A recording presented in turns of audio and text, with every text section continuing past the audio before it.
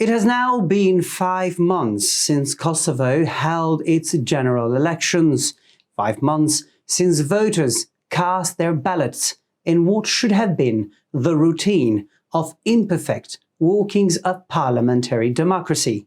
And yet, Kosovo today remains without a government, without a fully constituted assembly, without a Speaker of Parliament, and without any functioning political mandate.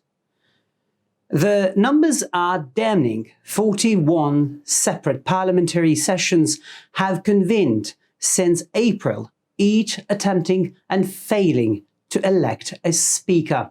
This is not merely political fatigue, it is by every metric a democratic failure, and one that's unfolding at a time of increasing geopolitical instability, a rising tide of authoritarian influence, and a shifting allegiance across the global order, from Moscow to Washington to Belgrade and Pristina.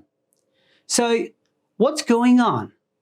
Why is Kosovo a country that speaks so often in the language of European aspiration, locked in a spiral of institutional self-sabotage? Let's break it down. The parliamentary elections of February 9, 2025 delivered a predictable outcome and an unworkable mandate. Albin Kurti's party, Vetëvendosje, secured 48 seats, the largest bloc, but far short of the 61 needed for a majority in Kosovo's 120-seat assembly. The opposition, made up of the PDK, LDK, AAK and the Serbian list, quickly made it clear they would not support a Kurti-led government, they would not vote for his party's nominee for speaker, and they would not back any legislative leadership originating from the Vetëvendosje bloc. And so began the deadlock. Kurti's nominee, former Justice Minister Albulena Hagiu, has now been rejected explicitly or procedurally over 40 times. In response, Kurti has refused to nominate an alternative. Opposition leaders refused to compromise. And the parliament itself, the very institution meant to carry the weight of a democratic republic, is now a theatre of ritualistic stalemate. Legally, Kosovo's constitution is clear.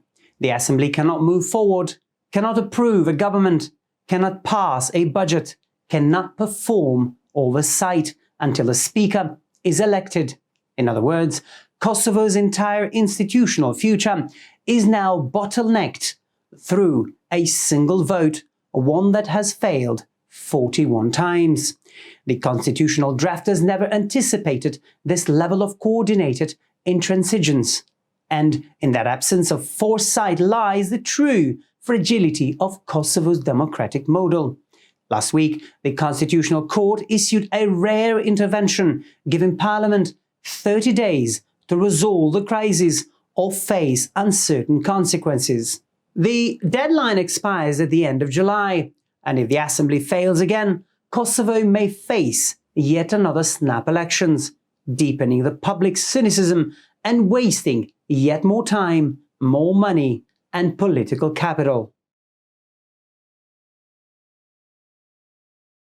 While politicians argue over procedure and ego, the cost to the public is measurable and mounting. International loans and grants over 700 million euros worth are sitting idle, frozen, because the parliament can't ratify them. Development projects are stalled. Civil service reforms are on hold. Local municipalities, many still reeling from economic shocks, are without budgetary clarity. The Kosovo Chambers of Commerce has issued warnings. Civil society groups have raised alarms. Many argue that Kosovo's parliament has become an embarrassment, not just a domestic spectacle, but a signal to the international community that Kosovo's democratic institutions are neither resilient nor reliable. And this brings us to the broader, graver question. What does Kosovo's dysfunction mean for the region and the West? Because this isn't happening in a vacuum. At the same time that Kosovo's parliament collapses inward, Serbia is drawing closer to Moscow. In September 2022, Belgrade formalized an agreement to align its foreign policy with the Russian Federation, a move that starkly contradicts its stated EU ambitions. Moscow, of course, has long viewed the Balkans as a strategic foothold for influence, particularly among the Serb nationalist actors. Kosovo, with its still disputed sovereignty and ongoing Serb tensions in the north, remains a pressure point for both Kremlin ambitions and Western political fatigue.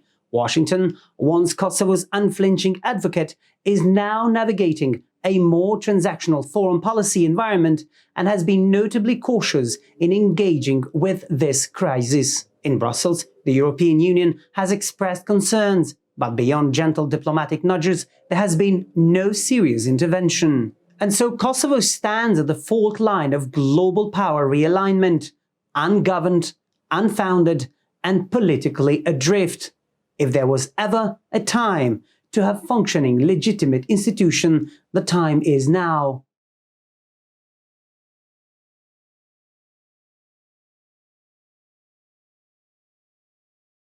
But leadership, real leadership, is precisely what's missing. Kurti has refused to compromise on his speaker candidate.